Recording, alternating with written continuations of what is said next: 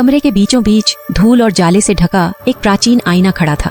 वह लंबा और काले मुड़े तुड़े बेलों से घिरा हुआ था, जो हल्की रोशनी में रह रहकर हिल रहे थे। जैसे ही वे आईने के पास पहुंचे, एक ठंडी लहर उनकी रीढ़ से गुजर गई। अरे लल्लू, ये तो बस एक आईना है, बल्लू ने कहा, लेकिन उसकी आवाज कांप रही थी। लल्लू ने डरते हुए आईने पर जमी धूल साफ की। कुछ देर तक कुछ नहीं हुआ। दोनों अपनी ही परछाइयों को देख रहे थे, लेकिन फिर कुछ बदल गया। उनकी परछाइयां मुड़ने लगीं, उनकी आंखें काली पड़ गईं और उनके चेहरे पर एक भयानक मुस्कान फैल गई। आईने में दिखाई दे रही छायाएं जैसे उनकी शरीर से अलग होकर बाहर निकलने लगीं, उनके पास पहुंचने की कोशिश करती हुई। लल्लू और बल्लू घबराकर पीछे हट गए, लेकिन अब बहुत देर हो चुकी थी। आईने से निकलने वाली छायाएं अब असली दुनिया में प्रवेश कर चुकी थीं।